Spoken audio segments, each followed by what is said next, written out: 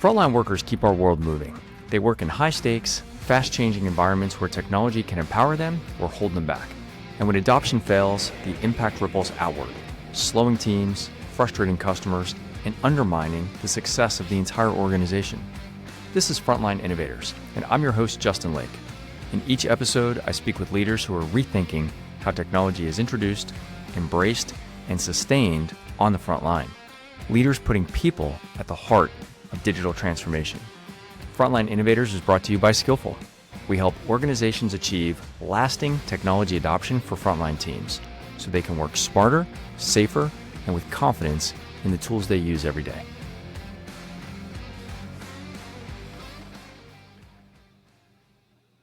Welcome to Frontline Innovators podcast. I'm your host, Justin Lake, and we have another great episode with an amazing guest lined up for today. Today's guest is a former Senior Director of Operational Learning and Quality in the healthcare industry. She led teams focused on enhancing learning experiences for clinical and non-clinical personnel while improving member experience through onboarding, enrichment, and program design.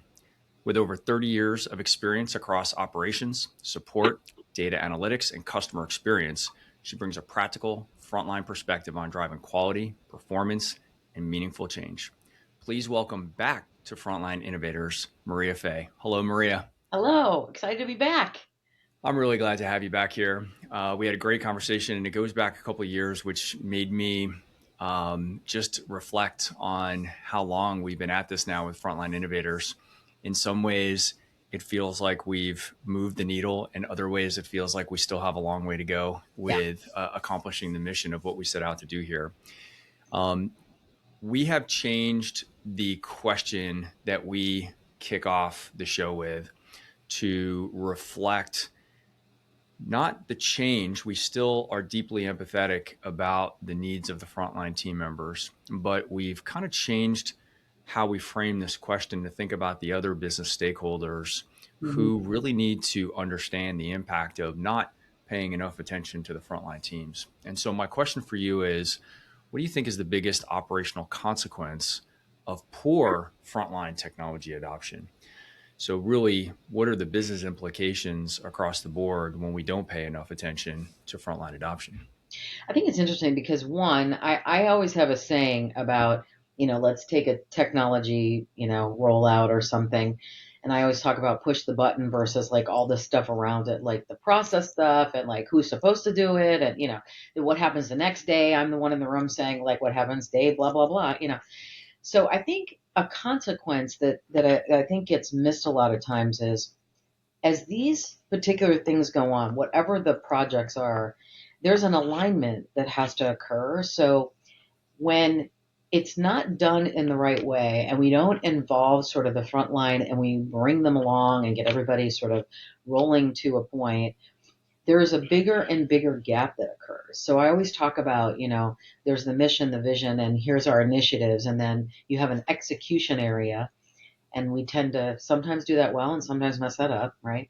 And then whoever's trying to actually do it past the execution of a project, and there becomes a bigger and bigger gap, but it's almost like a mystery because everyone's, floating around going, oh, we talked about it. And I thought we were aligned. Well, we were aligned on the paper and on the wall, but did we really align to the people and look at this consequence? Now we have an even bigger, I would call it a rift between like what we're trying to do and what's actually happening. So I think that in my mind, that is one of the things that I'm always worried about. How do you think we can measure what that impact of that gap is? Because I think everyone that I talk to feels what you just described. Mm-hmm. We kind of know it. We all just know that it exists. Yeah. And I think one of the problems that we're trying to solve with this podcast and the community that we build around this is recognizing that like the feeling isn't enough to convince all of our stakeholders that we should do something differently this time. I think that's the thing that blows my mind is we all know this happens. And then when we look at the next project plan, it looks identical to the last project plan. Mm-hmm. And so it's like the definition of insanity. How can we better measure what that gap is actually costing the business and why it should matter? In my mind, it becomes sort of an accountability piece. And so there are measurements around, oh, compliance, right? And oh, we had to roll out a module for this change and everybody took it. That's great.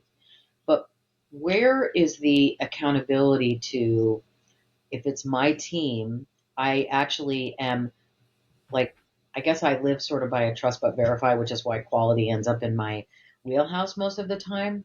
So where is the piece where I am the accountable person, the leader, and I'm actually seeing whatever this is being done, whether it's a behavior, it's a phrase, it's whatever the change is, the system tool, I'm actually watching it and I'm accountable to see that one, somebody has changed doing whatever it is, but they also understand. And I think when you work as sort of a collaborative piece there versus that's someone else's problem, that's a training issue, that's a quality issue, right? It's really an operational good to great issue, if you ask me, which you are. And so I think that that's the part that, whatever can be added in the mix that is the accountable slice around the leaders and some activity or something. Because even a survey, if you think about it, a survey could do some of it, but it's still not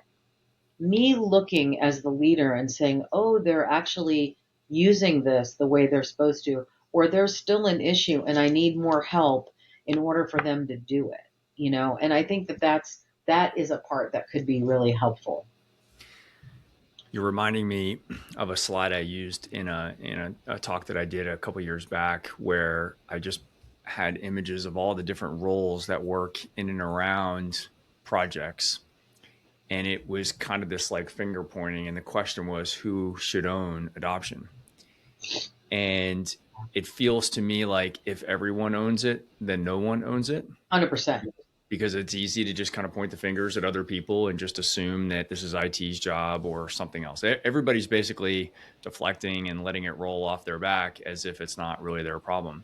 Mm-hmm. So you kind of hinted to this being an operational issue. That's my belief. I think the business should ultimately own this. I think the other teams inside the organization are there to support the Yeah. core business functions, which exist in operations. Let's peel that back a little bit more, because actually I realize you've had the word quality in your title in the past, and I realize I don't know where that role typically fits Mm. inside the organization. Was that in operation, or was that kind of an overlay role to help guide, provide counsel to the operations? I'd love to learn more about that. So, I've worked for a year or two. So in my career, I would tell you that it's been both. So I spent many years in what we call the outsourcing arena, right? So the BPO segment. So I spent time either within the operation of the organization, ensuring that we're meeting the metrics, or, working on the acquisitions of organizations, that kind of thing. Typically, in my roles, when I've had quality, it's been within the operation because typically the operation is the largest of the segment, right, of the work. So in the last couple of roles that I've had, it's been in the operation. Now, it has been a separate operational function because if you keep it all in, it becomes difficult. It's what you said earlier. You know, you have to have someone that is the trust and verify who then can help align leaders to here are the gaps and here's how we can help you, sort of alleviate whatever those gaps are, whether it's a learning piece and whatever it is. There's sort of a collaboration there, but someone has to be responsible for the evaluation against whatever a program is, which is typically what I've done in different areas, whether it's healthcare or something else, technology. That is the critical point. It can be in the operation, but it should be sort of a separate. And there's a lot of functionality now, now that you asked me and you took me down this tangent on Yeah, quality, let's go. Yeah. it's a lot of technology when you think about like automation with different tools, as well as, I spent time rolling out speech analytics in a large organization and, things that are really cool in that space that become indicators really help an operation. So I'll give you an example. A few years ago at a previous organization, I led the effort because we started to use this cool tool. And I'm like, hey, this is really cool. It's not a microwave, like you got to program it, but it tells you stuff. But one of the cool things is it can help you assess what I would call risk or some type of customer issue ahead of the explosion of it's a customer issue. So if you start to look at things like sentiment, automated pieces, ways words are phrased, things that are heard, you can start to analyze that. And it becomes, in my mind, your largest performance improvement tool because it's the voice of the customer that you're hearing. So these are critical areas that I think are so important to the operation. They have sort of their own area, but they completely drive and help efficiency, help an organization to identify where the challenges are, and bring your things like NPS or CSAT or whatever you're measuring up, which is really the bottom line. So is that where the justification for the investment of a quality focused role becomes a little bit easier when you have very measurable KPIs, metrics to measure to say, well, when you came in, Maria, these numbers were X, Mhm. and now after 6 or 12 months, these numbers are X plus or X minus, depending on which way we're trying to drive the metrics, right? Yeah. Is that where that is? And so I guess the other part of that question then is, in the absence of metrics to track, is it harder to make an investment in a role like what you just described?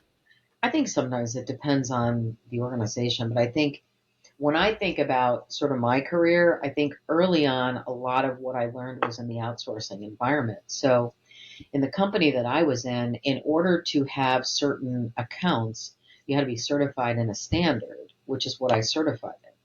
So, for example, if a company was going to sign with us, then if we were certified, then that meant these metrics were met, HR was this, this is how we measured quality, like all these aspects of the organization were already sort of vetted out. So then the organization could say, we're going to go with them. So it is also a way to evaluate, and it's almost like a competitive advantage because you've already got these things. So the organization that's going to work with you doesn't have to, you know, figure out whether you're doing X, Y, and Z. You're already doing it because you meet the certification.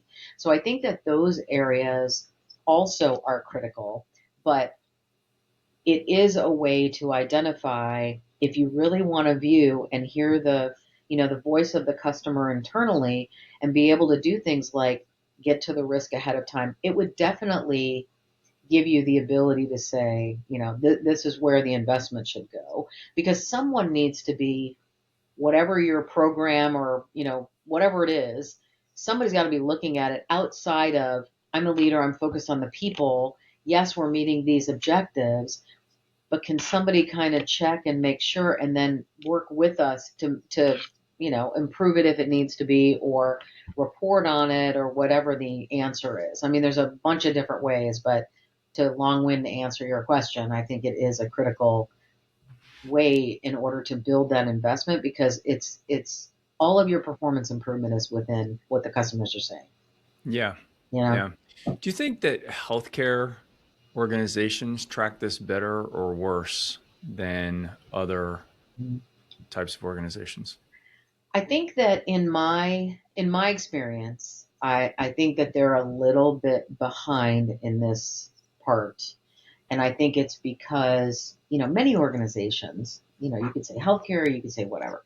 Many organizations look at this function when I would say like the service portion, whether it's call center, customer service, however you want to identify it, as sort of a afterthought, or it's like we have to do it because some customer's going to call in at some point, versus the magnitude of what you gain by putting some process in place, having a system and some kind of program, because you're going to get a huge benefit, whether it is metric, whether it is just how do I improve the experience for whoever is calling in, or how do I build efficiency within the organization. All these things are related to what's happening there because Mhm.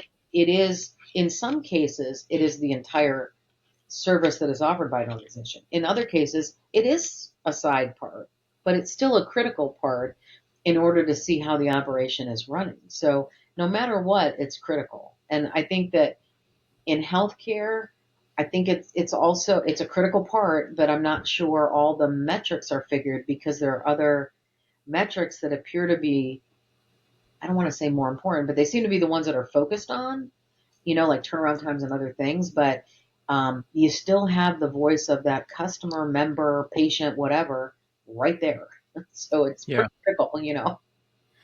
I'm not familiar. Healthcare is one of the areas I think I'm least knowledgeable about. But when you talk about turnaround time, is that like from a clinical metric to say how quick, kind of like in a restaurant, how fast are you turning the tables? Is it the same thing? 100%. Like we've got X number of beds, we're trying to get as many people through here as we can, right?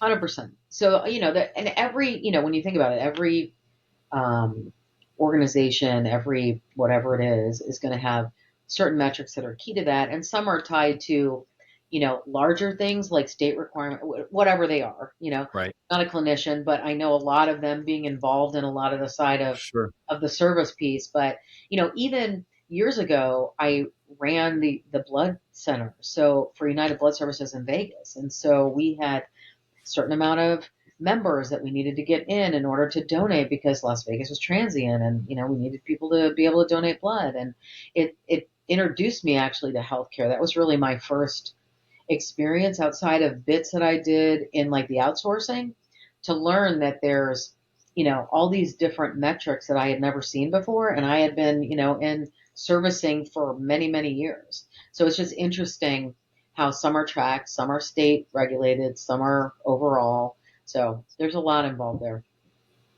You're making me think about the complexity of healthcare because when you talk about the customer experience and things like NPS scores, there are at least two main areas where I feel like that customer experience can be impacted. And the one side is just going to be the clinical experience, right? How is I treated as a patient inside that environment? And that's going to be a little bit science.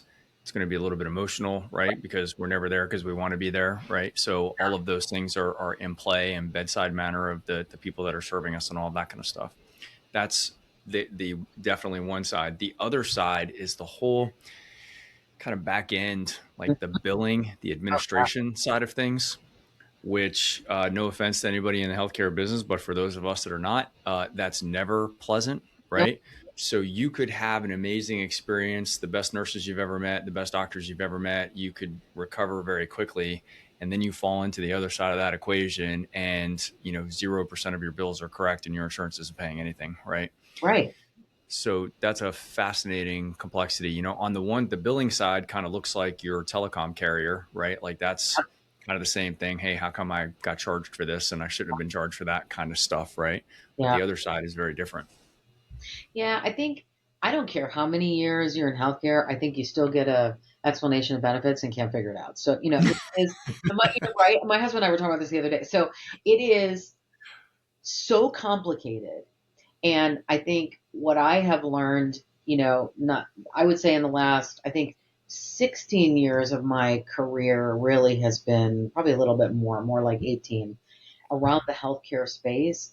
I think that the critical piece of that, regardless of where you are in the piece, in terms of are you in the service side, are you clinical, whatever, there is an empathy piece, just like we would say from service in general, there is an empathy piece that is the critical point because nobody understands this stuff. Everybody thinks because they have insurance they're not going to pay anything. Well, guess what? You are. Yeah. You may just not pay as much. And if something happens, you need it's like you have to have a badge in order to really, get into these places, whatever. But it is so difficult to understand. The healthcare in general is so complicated, to work in it, to be part of it. Nobody's happy. You said it earlier, you're not real excited when you break your leg, so like Right. all this stuff is so difficult. But I think the soft skills and the empathy and the ability to work alongside someone to help them is what the service of healthcare should be about.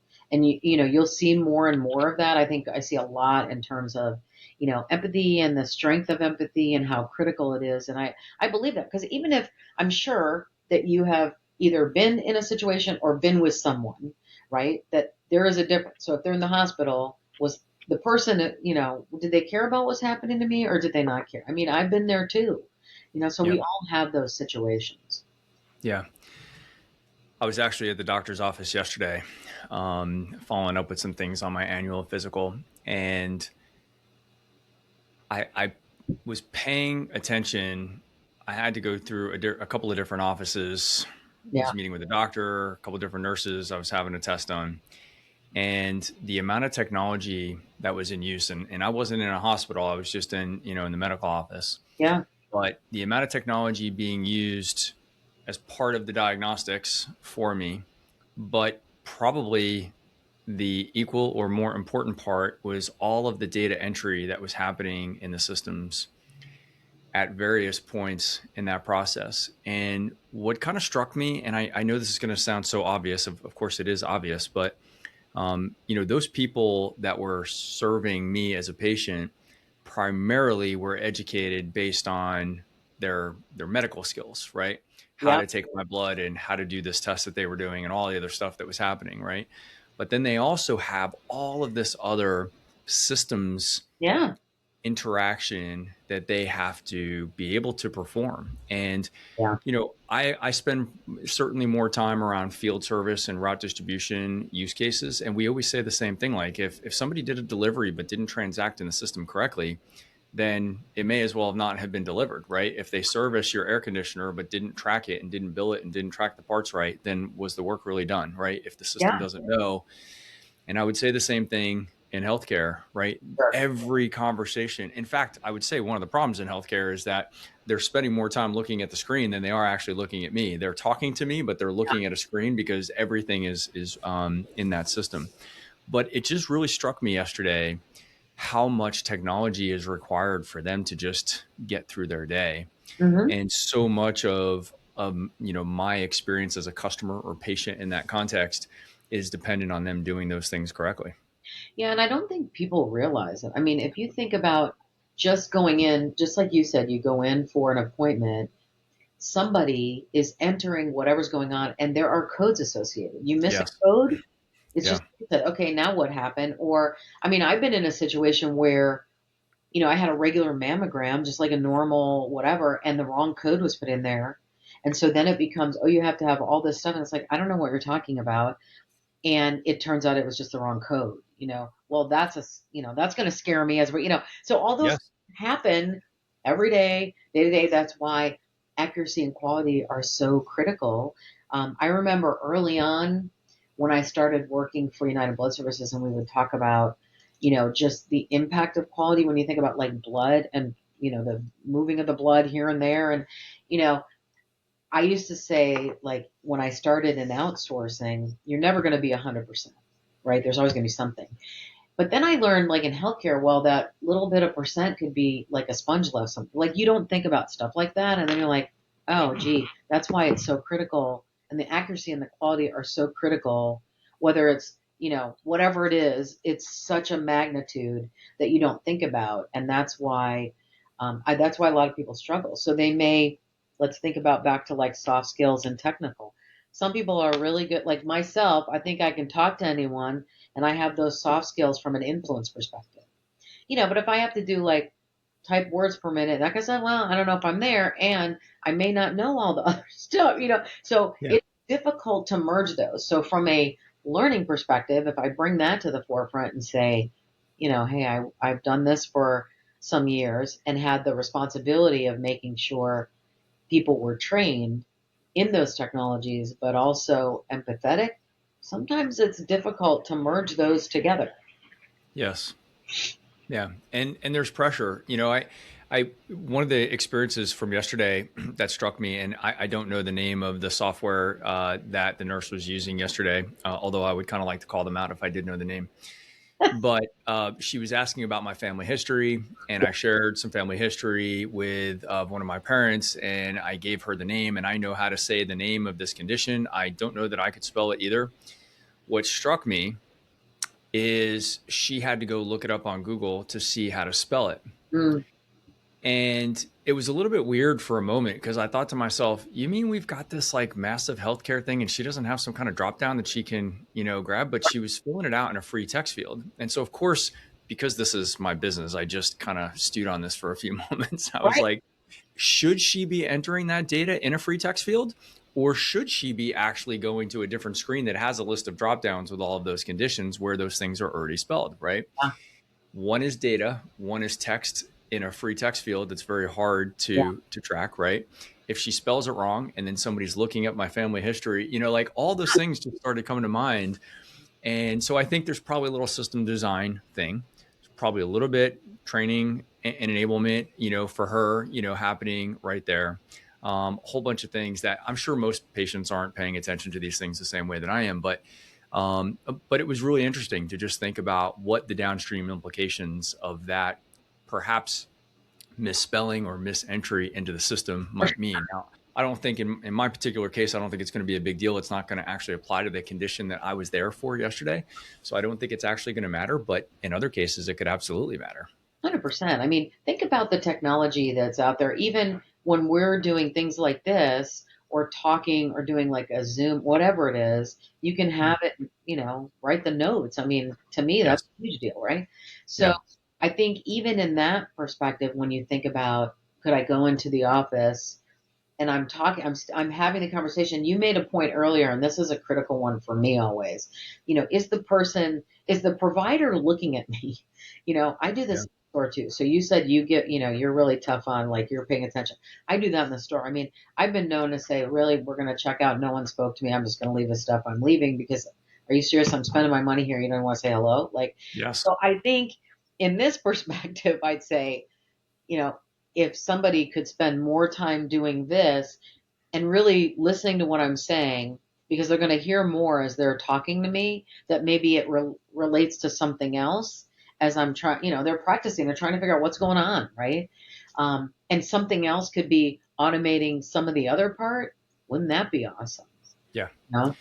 I think this is an area where technology, specifically AI, but just technology in general, speech to text didn't require AI. I think some of this is getting better now as a result of that. And certainly the ability to take that system generated text and now insert it into fields and things like that and automate those processes. But I think these are areas where the advancements in technology can actually let the humans do what humans need to do, Right. which is to interact with other humans in this medical context in particular, right? It would have been great if that nurse was having more of a connection with me instead of just staring at a screen and asking me questions as if she was interrogating me, right? Which is Right. kind of how it happened yesterday.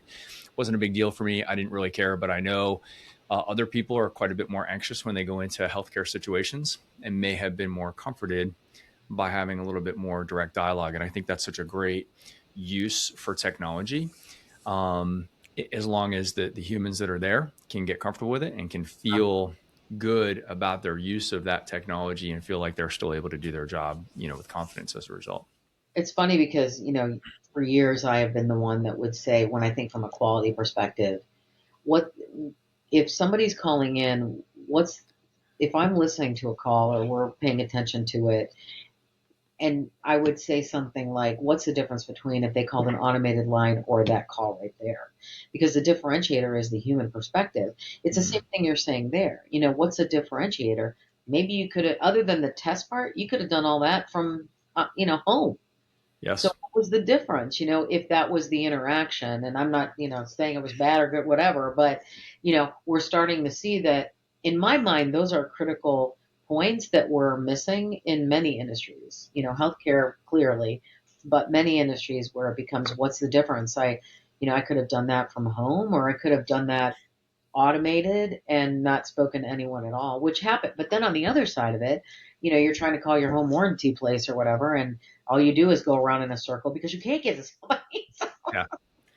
I think it really comes down to what is that commercial entity? What is the business trying to accomplish with the technology, right? In the case of the home warranty, I've been through some of those companies and they're probably trying to avoid having conversations with you, right? Oh, for It's sure. the- If there are any home warranty companies, you're welcome to come onto the podcast and defend yourself here. But my experience has been that their number one job is to not pay any claims, right? So they're probably putting that in as a bit of a gate so For that sure. they don't have to talk to you. I think in the healthcare space, you just mentioned, and I should be fair, the other doctor experience that I had just in the last couple of months did exactly what you described. That entire intake with my family history and everything else was done online. And Mhm. for a brief moment, I was a little bit irritated when I got the text message from the clinic. I went in to go do this thing, and it was like kind of page after page after page of history. But to your exact point, I kind of paused at a moment and I said, I'm actually hopefully, I'm Yeah. saving myself when I get into the office that we're not going to have to spend all the time on this. This is pretty easy for me to do while I'm kind of cranking through my morning coffee. I could just go click a couple of these things and put some thought into the family history and go through all of that stuff and then click submit. And sure enough, when I got there, it was a quick 60-second That's good. scan over that, recognizing that I had already done the heavy lifting. And that was a scenario where I think the DIY side of things, like doing it myself, was actually easier. Just Yeah. answering those questions, going through that process, it was actually easier for me. And I appreciate the positive trade-off that now I don't have to spend that time in a doctor's office answering those same questions again. God, that happened because, I remember the days like early on with like a direct TV where, hey, enter your account number and you put all the stuff in and then you get someone, the first question was, hey, What's your, your account number. I'm like, are you serious right now? yeah. Yeah. Well, and that's where I think the intent can sometimes go awry, right? They're trying to make it easier for them. They lose the perspective that they're trying to make it easier for the customer. In your case with that DirecTV example, they were probably using your account number to direct your call. Of That course. makes it easy for them. So they're routing internally, but then you have to pay the price of doing the same thing over and over again. And that's just absurd, right? Right. Especially since they already have the data, right? So Right. that's really frustrating. Yeah, for sure. Since I don't get to interview guests twice many times, Mhm. but it is actually something I enjoy a lot because we've gotten to know each other a little bit. We spent some time on the Frontline Innovators Council over the last couple of years. Um, so I went back and was kind of reviewing our last episode. And one of the things that you said, I'm curious about because I realized you had given me a hint to something that I think then took me another year and a half to learn on my own, making me realize that sometimes I'm stubborn or maybe don't listen well. So that's my confession for this episode. Got it. Okay. But you basically said I'm thinking about just the process of kind of training versus enablement. Mm. And you made, I don't know if I have this exact quote here, but we don't need people to memorize. We need them to feel comfortable that they'll find it. Yeah. And that really struck a chord with me because after 2025, I spent a lot of time with my team at Skillful talking about what we were hearing from leaders in the market. And this was an internally focused, well, it wasn't entirely, it was kind of our view to say, what is the market telling us that they need from Skillful? How well are we serving them? And where do we have gaps? That was the nature of the conversation. Yeah. But versions of this statement came up a lot for us Hmm.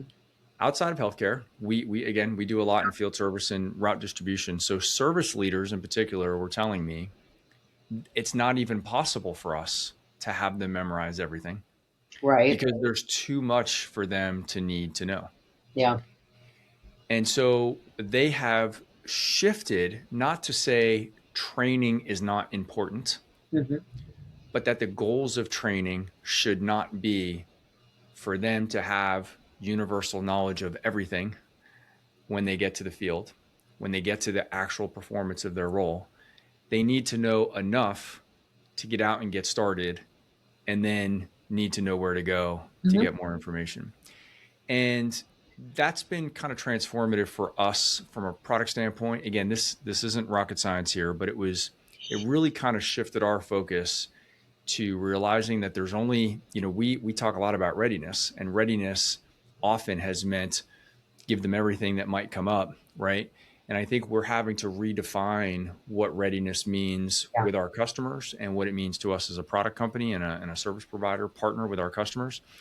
But I just wanted to come back to this. Yeah. Do you stand by what you said before? Have your thoughts changed on this at all? I'd be just kind of curious about how that strikes you now, kind of hearing your own words back to you a couple of years later. It's always fun to hear your own words back. I'm a parent, so yeah. But I would say I think I still believe that statement, and I think that even more now, I try to look at if I'm thinking about onboarding, training, new hires, or whatever you want to call it. Really, the role is workforce enablement. Mm-hmm. So enter in whatever the organization is, right? The field is the industry. It is about that. So it's critical that someone has enough confidence to understand what they need to do to be successful and what they need to provide to whoever they're, servicing or whatever the answer is, right? But it's critical in an organization. And when you talk about like technology and that kind of thing, some kind of technology to enable that. So that's great. And I teach somebody the basics and they're ready to go and they're confident, but then they get with someone and they can't find anything, then that's an issue. So I think that where many organizations miss in this part is training is not the answer or, new hire or whatever, because, we shove a bunch of stuff at somebody. It is understanding sort of the day to day and putting someone in a spot where they can be successful. So you want them to be successful because they're moving your product, your organization, your whatever service, whatever it is. They're the representative. So you want them to have a place to grab what they need. And so I think that that's a mistake because we think just because we've trained them, it's the same thing with change, right, Mm-hmm. Justin? So you think, oh, well, we trained them. And then, 3 months go by and we're like, geez, why aren't they doing it? We trained them. I don't know. Did anyone hold anyone accountable? Yeah. Same here. So you may have given them stuff, but have you taught them how to use that? And now they have confidence to find it. And is it somewhere they can find? So I think Yeah. that if you think about this and sort of shift it to workforce enablement, it changes the requirements, the dynamic, the necessity. It's different than just, oh, it's new hire training. We're going to dump everything in there. What you just said, it's interesting that you use that terminology, and it gives me some confidence that we're on the right track because we are repositioning our company around that phrasing, actually, about workforce enablement, specifically for the front lines. Yeah. And the the recognition, I think it goes back to we have often described ourselves as a readiness platform, and I think readiness um, sends the message that we are prep. We reach a point of readiness and then we no longer need to reinforce. That's actually never been the intent of our platform. I think we just maybe glommed onto the wrong phrasing for a little bit. Yeah. Um, but part of our job through our messaging is to sit down with our clients and really think about the way that they're experiencing these challenges and the right path to solution. Our technology is just a piece of this puzzle, right? But Mm-hmm. how we describe our technology and how we describe how it fits into the solution inside the organization, I think matters a lot, not only to the success of our company, but also to how our customers would gain value and can we be a part of the solution or not? And I think the mistake that we made was such this overemphasis on the preparation up front Yeah. and not enough for enabling down the road. I think one of the questions that keeps coming up, and I'd be curious to get your take on this, is when we think about enablement, I feel like what I'm starting to see the more we talk about this is people coming back and saying, well, we have a knowledge base where we have this repository where people can go. And I'm challenging that a little bit because what's interesting is the same people that are telling me that they have those resources are telling me that they're having problems with performance. And so I think it begs the question, well, if you already have those systems and resources, but you still have the problem, then what's missing? So I have a hunch for this, but I'd like to get your take. Yeah, that was a loaded question. A couple things come to my mind. I can think back to organizations where, even as I have, say, interviewed in organizations, I've asked this question when it comes to quality, because if it's, we have quality, that person sits over there, you probably want to talk to them. then that tells me that that's not the answer. And that organization doesn't have sort of a quality or performance based mindset. It's someone else's issue. So those types of things come to my mind. So I have always said, so here's another quote that maybe, 3 years down the line, you'll dig up for me again. But I would say, I have always said, training is an event, learning is a journey. So what you described, right? You teach a bunch of stuff, you shove a bunch of stuff. Yeah, you might have a knowledge base, but the journey of the application of it is the critical part, right? And people think classroom is going to achieve that. It is really the on the job plus, right? So here I'm terrible at math, but I'm doing a formula, right? So it's that plus the accountability of their leader to ensure that they understand it and they're able to apply it. That is only going to happen between the leader or that group and the person. It's not going to happen any other way. You can test it, you can quiz at it, you can, do a performance, you can, whatever it is, you can build a scenario, but I need to see as the leader that that person understands enough so that they feel that confidence going into it. So I love when organizations say, well, we've got a knowledge base. That's great. Does someone know how to find it still? Yeah. Is it, do we call it this? I ran into that early on with speech analytics. So if you didn't enter it a certain way, it wasn't going to pull it up because it wasn't sophisticated enough. Now it is, but then Yep. you have to put it in just like this, and Yes. so if somebody I remember back then Hurricane Sandy and people calling in and I was trying to figure it out. People weren't calling in and saying, oh my gosh, our area got hit with Hurricane Sandy. They were saying the big storm or so that's an example of, what Yeah. you're saying. So it's just like in this case, what are people actually seeing? How are they, what does the knowledge base equate to day-to-day operation, or is it just, hey, we have one, it's over there, go look for the document? It's Yeah. not helpful. I think this is such a great example of where AI is a legitimate power up Mm, to, yeah. it's not necessarily about creating new information, because I think in many cases the actual information that we would want to get to the right person at the right time already exists. I think your exact point about the big storm versus Sandy versus those other things, like that stuff that AI is actually pretty good at figuring out with a couple of data points, pulling together that context and then being able to go query the knowledge base based on that information, that need. Yeah. So I think that's a great example of how we can leverage some of the modern technology to close some of the gaps that have existed for years. This is a common theme that we're hearing with customers. It's not that there aren't product manuals and SOPs, like a lot of that stuff already exists. Right. The question is, how do we close the gap between the knowledge that exists and the person who needs it when they need it? Hmm. I think the other thing that I'll just weigh in to kind of answer a little bit of my own question to you is the training piece seems to me to be one to many. It's like for this role, Yeah. for this region, we say this is the training expectation. This is how we reach training compliance across this population. The learning element is much more individualized. Some people are going to need some of that training 4 times in just this one section. Other people are going to have mastered that when they walk out of training. They won't need that piece again, but they're going to need something else 2 other times, right?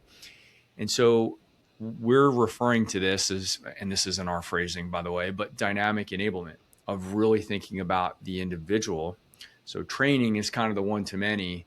Dynamic enablement is really thinking about the individual and what gaps they have, not even just generally today. Yeah. What's the work that they have to do today, and Yes. what gaps may exist for this person? And Hmm. if Maria and Justin both have the same work assignments today, but you have closed that gap and you know exactly what you need to do, then I shouldn't cram this stuff down your throat again. You already know what you need to do. Go perform your role.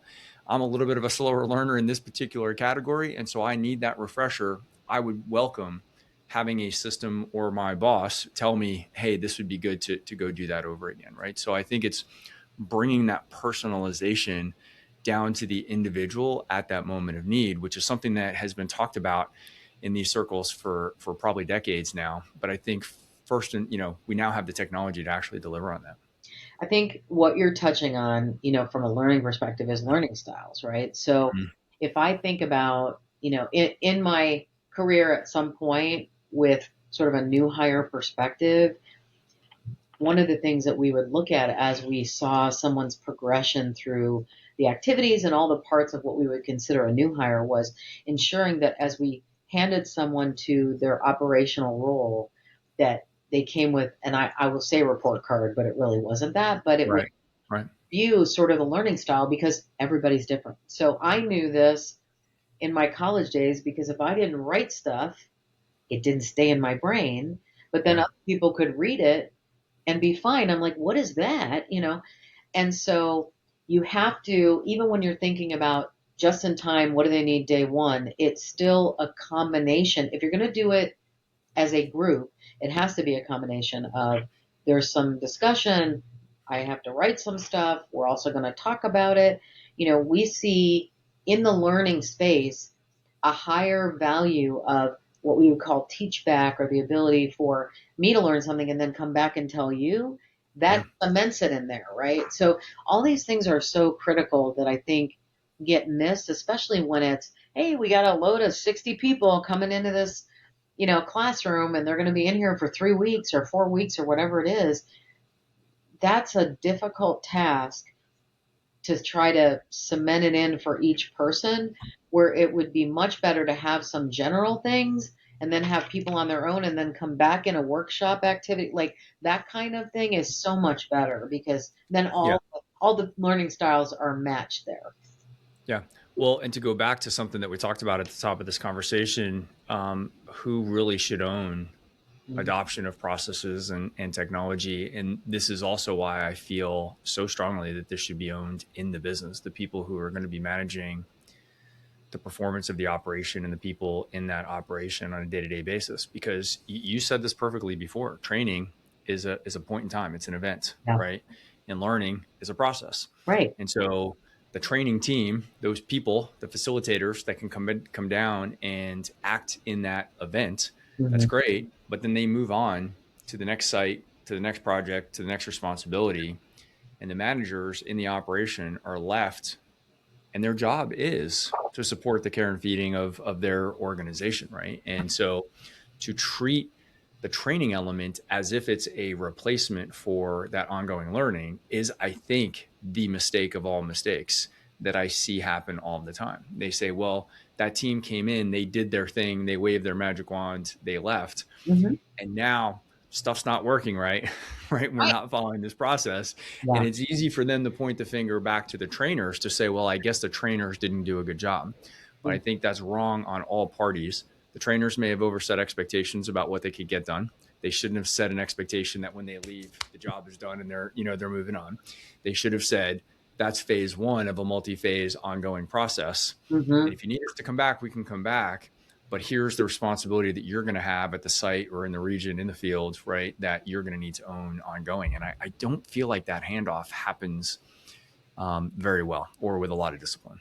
That's why I'm the one, and I said it, I think, earlier in this discussion, but if I'm in the room and it's some kind of initiative that's rolling, I can so I will remember February 6th is a date that sticks in my mind for a big initiative that was a rollout in an organization I worked at years ago. And when I started, it was almost to rollout. So I came in, like, I was the dope that came in towards the end. And I remember sitting in the room and everybody kept talking about February 6th. And I said, what happens on February 7th? And everyone looked at me like I had three heads and I was on fire, And I said, has no one talked about this? Like, what else is like, what? There has to be something past the push the button date that everybody's focused on to ensure that it's actually happening, because this is big, and it was big. So I think that what's missed in a lot of organizations is that question or something like it, which is great, the training occurred or XYZ thing happened on this date. What is the plan? Like whether it's, a long term or short term care plan, whatever it is, like you got to think of something past that push the button thing. Yeah. It's funny. One of the other things from our first conversation that I had is the button push versus the day two problem. Yep. I mean, So I always say it. Yeah, clearly, this is something that's been on your mind for a long time. And of course, I agree with you. of course. I think those of us that kind of live in the reality Yeah, versus project mindset, yeah, I think this seems absolutely clear as day. correct. But for reasons that I still can't fully grasp, and I think I've been asking this question now for 3 or 4 years on this podcast, is why big, Mm. experienced, mature companies with very expensive projects and super intelligent people leading those projects Yeah, can still look at this in a Gantt chart that says, after this thing done, that thing's done, and then the waterfall happens and we move on to the next right. step, right? It's like we're being held back by the process and the governance inside large companies Yeah, that's actually designed to protect the company. It's actually hurting in this case because it treats these ongoing things as if they're point in time, and it's like it's broken before it even gets started. yeah.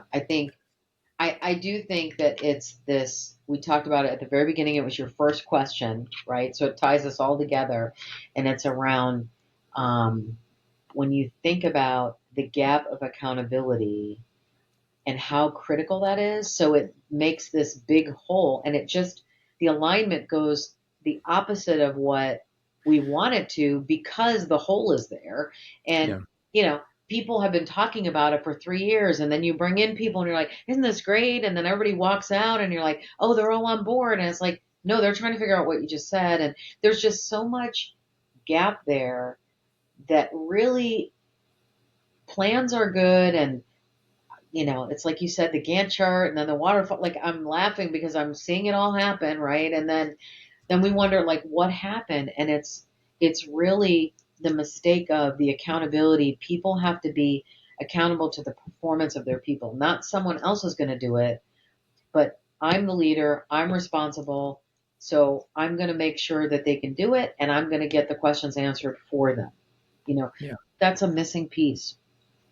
I think it boils down a lot. I find myself using this word often of just transparency. I feel like in the back of our minds, everyone that's a stakeholder in these scenarios that we're describing today knows everything that we're talking about. Like, I don't think that we're saying anything that people haven't already felt. Yeah. Yet, it's like we somehow go into these project discussions not being honest with ourselves and with each other about what we're about to face. Yeah. And I just wonder if we can figure out ways to improve that transparency. I think, again, bringing back the sensitivity to the front lines, I think sometimes we just need to tell the frontline team members, like, yes, this is probably going to suck for the next 90 days, Yep. you know? And that feels weird to say because, exactly as you just said, we've been planning this thing for 3 years and we've been working on this and we're trying to create this utopian view of the future. But the Right. reality is, for the next 3 months, your life is going to suck a little bit, right? Yeah. And if we can power through that, here's what it looks like, hopefully by day 91 or by day 120, whatever it is, hopefully we're on the mend by then. But yeah, let's just be honest with ourselves. Hmm. But also, here's why we're doing this. Here's why we would do this. We're not doing this just to cause pain to you or to ourselves. We're doing this to get to this better outcome. And for some reason, it just seems like so much of that transparency gets kind of swept under the rug and is replaced by this kind of false marketing, this internal narrative that I think sets people on the wrong trajectory. For sure. And I think transparency is the right word. I think a lot of times whoever, think we are being transparent when it's really we're just plugging in some of the marketing, like you said. Yeah. It's not the transparency. It's like, everyone was complaining about this, so here's what we're going to do. It's really going to be hard, but let's do it together. Wow, would that be different? That is the statement. Yeah. Yeah. Yeah. I had a conversation, not just this, is a few months ago, but a business leader was telling me about a pretty big change that he was implementing across 5,000 people. Many countries and continents were involved in this change. They had done a lot of preparation leading up to this, and then they did the cutover. And then on Monday, let's just say things didn't go quite according to plan. Yeah. And the interesting thing about this particular example, and I'm keeping out all the proper names for obvious reasons here, but the thing that was interesting about this is that this change was actually requested by the people in the field. But they didn't know And though. this was crazy, right? They Right. had been complaining about the way that this operated for a long time, but they had actually developed some muscle memory about the old way, Yeah. right? And so on Monday, when they finally got what they had been asking for, now it was completely different. They were ill prepared for this change. Yeah. And so now, because it was different, and they are in the performance of their role. It's not like they got to take off their regular job for a week to absorb this change. Like, they still had to go do the same amount of work that they had to do on Friday. They Yep. now had to do on Monday, and they had to incorporate this change. And so that's difficult, right? And even when the change is something that you want, it's not just resistance to change. Yeah. It's just that we are trying to unwind the behaviors that we had before so that we can ease into the new ones. And that is always difficult, no matter how badly you want that change to happen. You know what else always hits me is, when we talk about Frontline, and, I'm passionate about sort of the operational view as well. And when I think about, you hire to problem solve, right? You hire people that do that, but then we wonder why they're always doing workarounds, right? I mean, honestly, if you think about it, Funny. it's why. Yeah, that's a funny thought. I don't think I've actually processed that before. That's actually really pretty interesting. Well, that'll be for the next couple years down the line when you. Yeah, we'll have something to come back to for episode number 3. That's actually fascinating, because you're right. We do talk about that. It comes up in every job description, and especially in some of the technical roles that we support as we get into field service engineers and stuff like that. Like, that is their personality profile. They're problem solvers, right? And so when something's not working the way that they want, they're going to go invent workarounds to get the job done. Right. Interesting. Yeah. All right. That's something for me to ponder. I'm gonna have to do like a blog post about that. There you go. Listen, we have, as I knew that was going to happen, we've gone over. I just keep saying that I think I need to abandon the 30 to 40 minute target here and just call it an hour-long podcast. As we kind of wind down, I'm curious if anything is on your mind that you would like to share, a nugget of wisdom or some advice that you'd like to give others who might be listening about how to handle the challenges of frontline adoption. Yeah, I think I would say we've touched on a few, right? So the transparency thing, clearly very passionate about that. I think the sooner you can be transparent and connect the dots to, when you think about frontline, what is helping there, and did it come from the frontline originally, like you were saying?